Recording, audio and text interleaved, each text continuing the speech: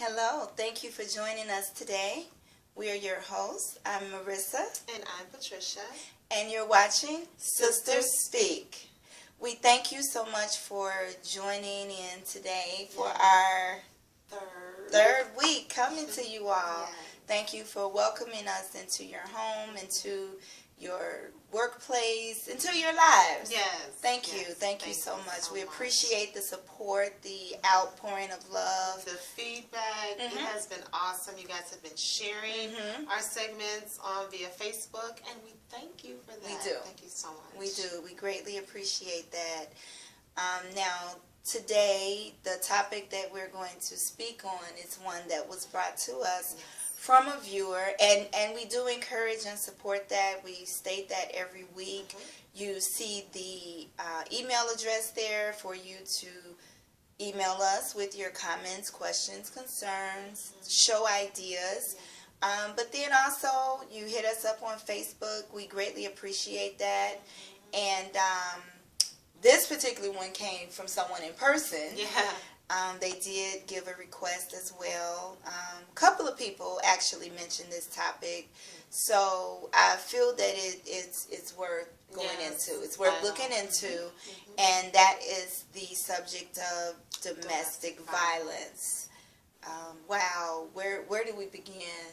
Where do we begin? First, let's just put this disclaimer out that neither one of us are experts in the area of domestic violence. We are not professionals in that area. If this is something that you are dealing with, listen to us, take heed and take to heart what we're saying, but also seek professional advice regarding this topic. Please. Yeah, we don't want anyone to say, you know, Marissa, Patricia told us to do this or do that or that and the other. No, that's not what we're doing here. What we're doing is simply sharing our perspective, be it from the Word of God, be it from personal experience, be it from common sense, be it from books that we may have read, wherever that knowledge comes from. This is just our way of sharing that with you, and hopefully something that is said just sparks something in you if you're dealing with the situation, whether you're male or female. And we've got to get out of that mindset of thinking that it's only a woman's problem, a woman's issue. It's not.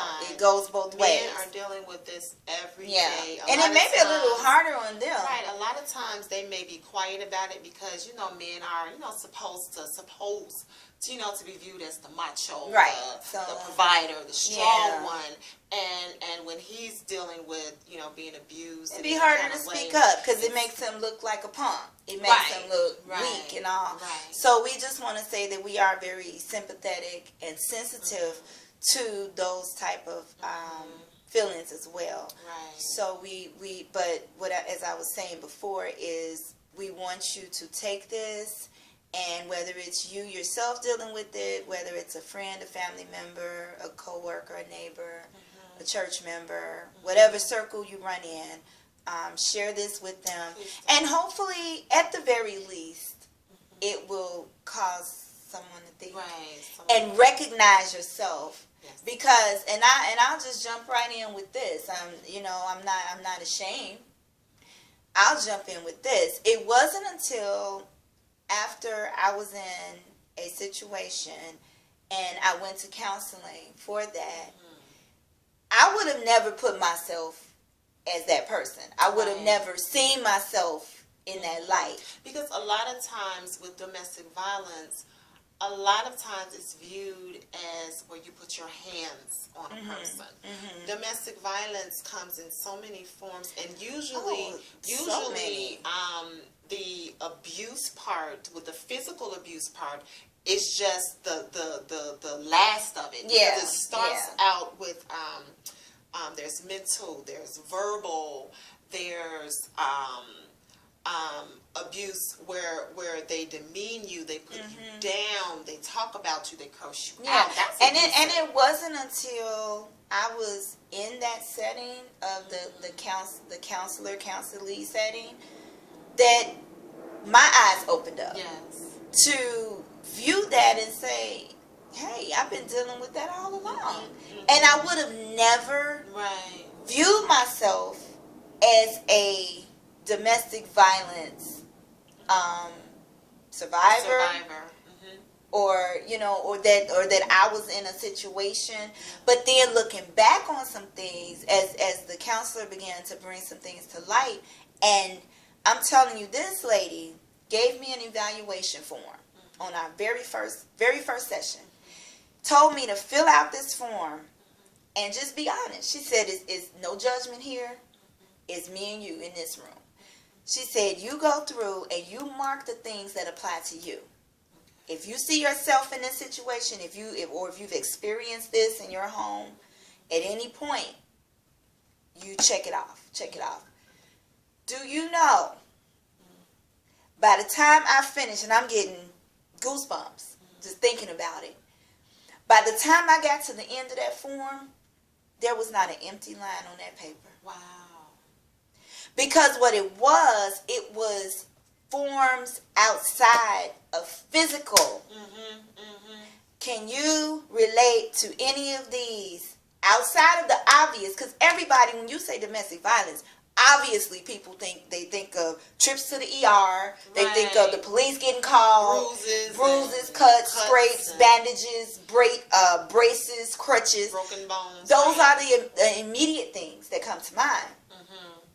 So now, absent from those things, fill out this paper. Tell me what on this paper you can identify with that has personally happened to you. And when I turn that paper in, not an empty line on that paper. Wow. Yeah. So that right there, and this was almost 7 years ago. Praises to God. Yes. Because I believe when you come out of something, you owe it. And that's not to put, because a lot of times we got this whole stigma about putting our business out there. It's not even about that. But if something that I've gone through or that I could share can save my sister, someone else, my brother, my friend, my uncle, my cousin, my neighbor, whatever, from having to deal with it, or at the very least, if they are dealing with it, help them to recognize it. Exactly. Then at least me having gone through it is not in vain. Right. So now, that opened up my world to a whole new perspective on abuse, domestic abuse. Because I think once you take that word violence, because we associate that with hitting and with stomping and pushing and all. Once you change that language and just say straight abuse, now you're opening up a whole spectrum to say, well, yeah, I have been made to feel that way. Yes, that has been said to me. Yes, that has been done. And as you stated before, a lot of times, by the time you get to the part of putting your hands on me, you've done these other things for years. For years. And a lot of times, with doing those other things, with the mental and the verbal abuse, we don't really think about it. It might be, it may be something where, you can be walking past and they say, you look fat today. That's abusive. That's abusive. That's an abusive remark. That's an abusive comment. And if you just keep, whatever, then they're going to keep on going, and then they're going to steady chip away at your self-esteem. If they have an abusive mentality. Now, that's not to say that every time somebody calls you fat, they're abusing you. So we're not going to have our feelings on our shoulders where you can't play with people and be, joke with somebody without them ready to go into counseling. This is not what that is. But you do there's a certain type of mentality that goes along with it. And so now if I have that, and I might start off, because a lot of times it's just like children, they see how much they can get away with. So if I start off by name calling, which honestly, if you're in a loving relationship, there's no room for name calling anyway.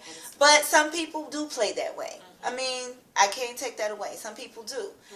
But if you're talking about not joking but being serious, I'm going to start off with that.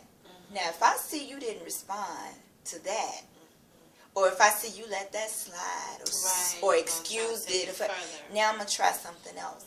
And then I'm going to leave it there for a while. Now, next, I'm going to take, now it's going to go from those things to mental. Did you know that withholding affection is a form of abuse? Yeah, it is.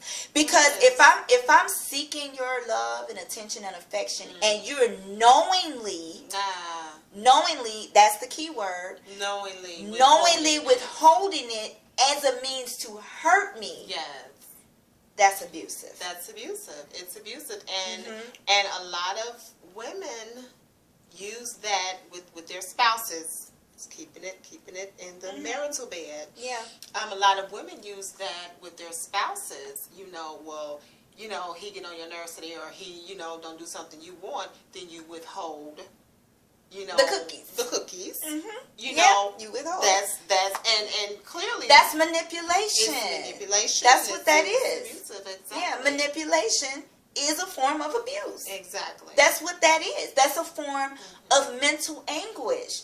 Why do you think in the court of law, when couples do end up getting a divorce, mental anguish comes up as one of the grounds, as one of the things listed on the document? Right. Because you can antagonize, manipulate, or torment someone to the point mentally that you might as well have hit them, because you have damaged the very core of who that person is. That person becomes a shell of their former self.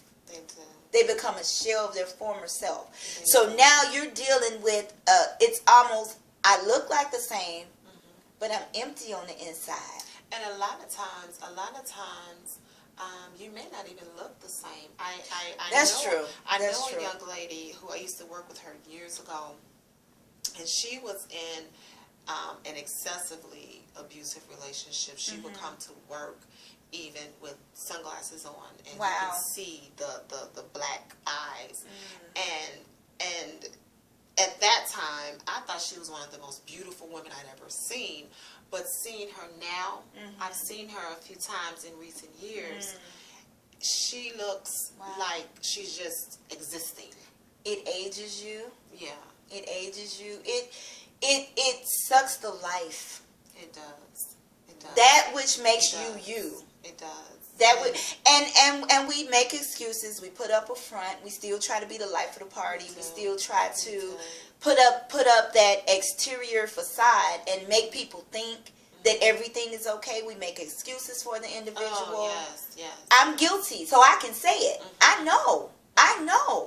You say, oh, well, they just had a bad day, or that's just their way, or that, until one day you look up, you don't even recognize yourself. So now, that's from that angle. But now let's take it to the physical. Anytime you're in a situation where you feel threatened, afraid, in danger, that's a 911 to get out of there. 911, and you need to get out and have a plan. Get out of there. Because they're going to try to come in. It's not going to be easy, but you need to do it. Or else your friends and family are going to be standing over you at your graveside. Crying tears. You don't know when that last hit is the last hit. Exactly. We can't, just because it hasn't happened yet, because unfortunately, there are some things in life you don't get a do-over. Right. You don't get a do-over at getting hit for the last time. Right. And also hitting what internal damage it may do. Brain damage. Yeah. All kinds of things that it can do internally.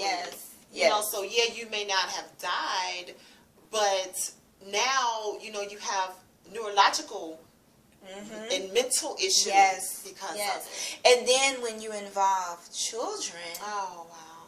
Now you're letting your child see mommy or daddy deal with this, live with this. That's saying this is okay. The best thing I've heard where it came to domestic violence was a doctor told a woman she was getting abused where her daughter is concerned. write her a new story. Yes, change her story. Change her story. I saw that as well. Yeah. Change her story. You may not be able to change your story or what happened. Now, you can change your story going forward, but you can't change what happened. Right. But you can rewrite it for your children and allow them not to think it's okay. Right. Allow them to know that they deserve better. And that's what we want to leave you with today. And we may do a follow-up. Yeah. Because this, to me, this is so important and it's so needed. But one of the things we're going to leave you with on this segment is know that you are worth more. Yes. If you're in a situation and you don't feel safe, you don't feel valued, you don't feel like you matter, you're worth more than that. It's time to have some real conversations. If you feel safe enough to have a conversation, the first line of approach would be to have a conversation with that person. You pray and ask God to guide your tongue on what words to speak, give you the strength and the courage to speak up. If you don't feel safe, though, really, in all seriousness, the first priority is to get to a safe place. That's first and foremost. Regardless, don't worry about what people are going to think about you. It's not even about that, because what are they going to think about you if you're no longer here to be thought about? So we don't care. Pride goes out the window. We don't care about that today. If you have to go to a shelter, do that. Get out of that situation. So we're gonna stop this here for now. We will pick this up because I believe there's so much more to be said. And when we come back, I actually there's some statistics and things like that we want to share with you guys. But even in the meantime, we hope that this touches your heart, or if you recognize yourself or someone you love, seriously share this with them. Have some real conversations. Let them know you're here for them. Don't be afraid. Don't be afraid. We're here for you. We'll be praying for you. You can email us. And honestly, if there's anything we can do by way of resources or help, we'll send you back what we have. As far as that's concerned, and whatever assistance we can be in that regard. But just know we are praying for you. We do care. This is not just something we're doing just for fun or something to pass the time. We really do care. What matters to you matters to us. So until next time, please take care of yourself. Please take care of those you love. This has been Marissa. And this has been Patricia. With SistersSpeak. God bless.